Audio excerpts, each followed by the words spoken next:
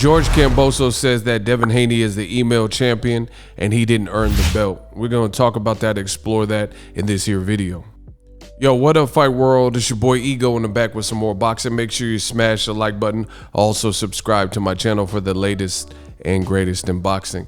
Listen, I tell you guys all the time, if you want to be an entrepreneur like me, it takes money to make money. Sign up for TUBEBUDDY. TUBEBUDDY, link in the description. It's a browser extension to help you level up your YouTube content. It doesn't matter if you're a gamer, you could cover boxing, whatever topic you talk about, whatever genre, TUBEBUDDY can help. I've been using TUBEBUDDY for years, so I know it's tried and true.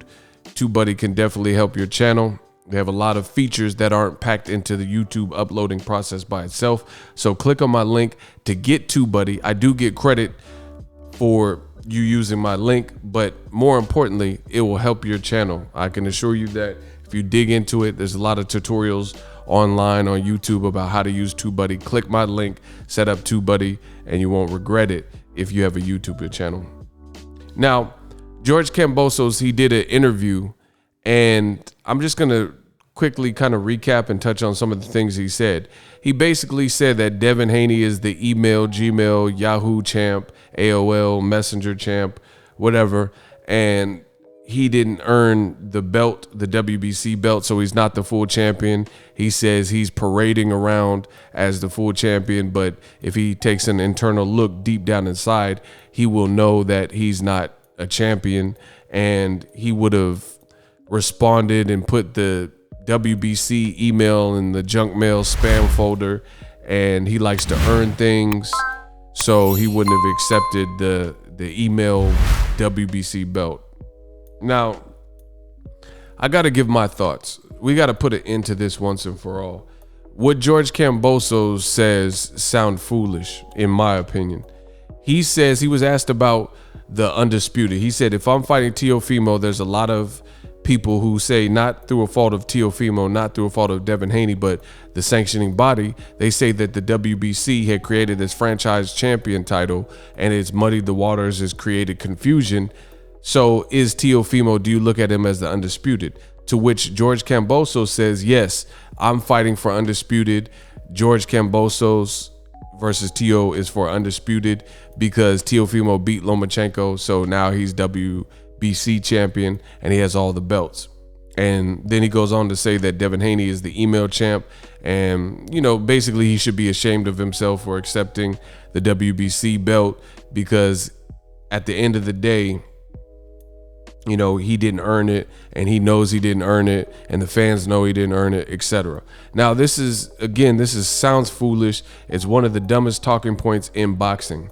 Simple reason being, first of all, if you listen to the interview, and it's crazy that I'm just a YouTuber and we have professional fighters who are, you know, doing their interviews, and they clearly don't know more than me when it comes to this boxing game, because he says Lomachenko was the WBC champion because he beat the champion. What George Kambosos said was 1000% unequivocally incorrect. First of all, Lomachenko didn't beat a champion himself to become the WBC champion.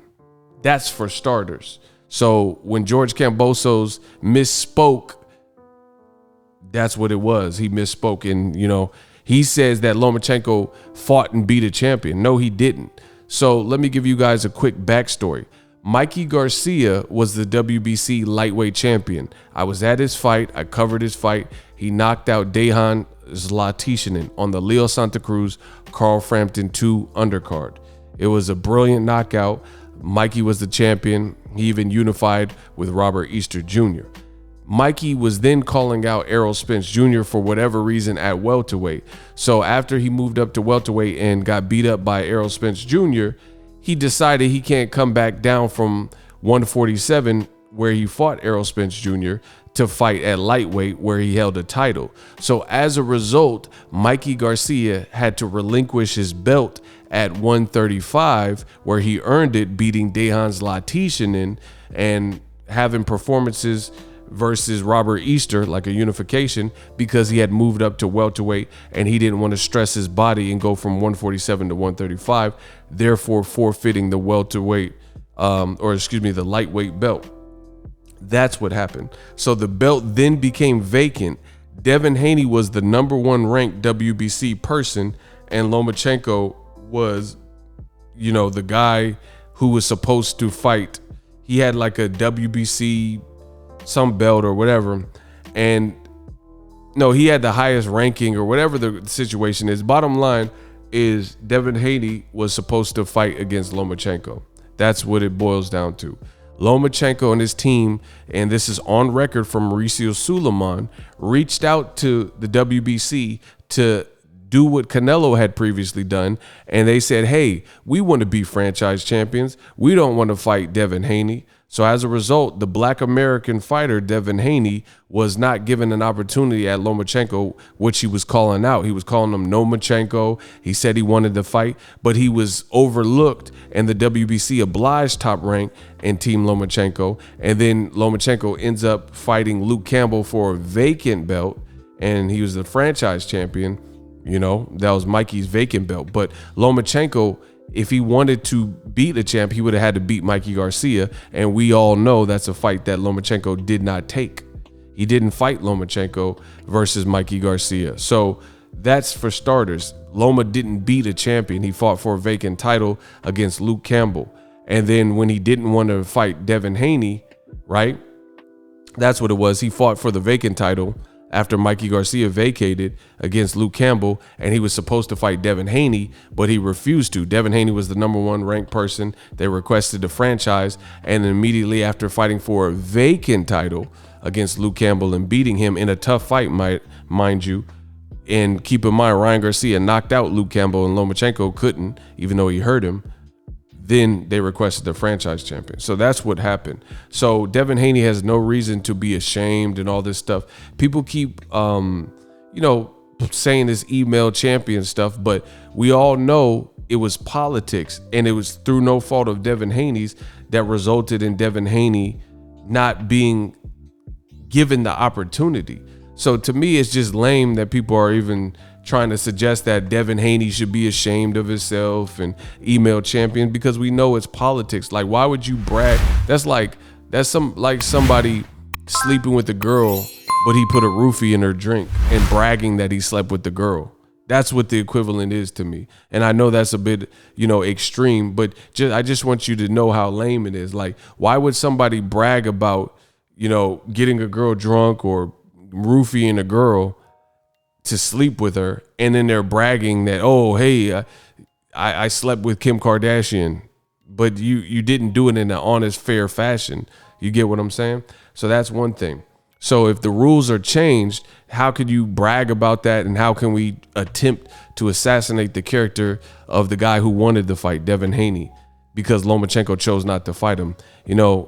That's what happens oftentimes with black fighters. They just switch the rules. If they can't beat you, or they don't want to see if they can beat you, then they'll just switch the rules. And that's what happened with Lomachenko. So Teofimo beat Lomachenko fair and square? Yes. But Lomachenko, before Teofimo even came into the picture, was supposed to fight Devin Haney, who had been calling him out. So it just sounds bad for Teofimo and George Kambosos to run around with this undisputed, because no matter what you say and how you try to paint it and make Devin Haney look like the Yahoo champion and Gmail champion, and, to pick and try to poke fun, it's not really even a good joke against Devin Haney, because at the end of the day, we know he was game and he was up to fighting Lomachenko, who chose not to fight him. That's not his fault. It's like, let's say you're a child in elementary school, let's say the 5th grader, they have an art contest. Whoever paints the best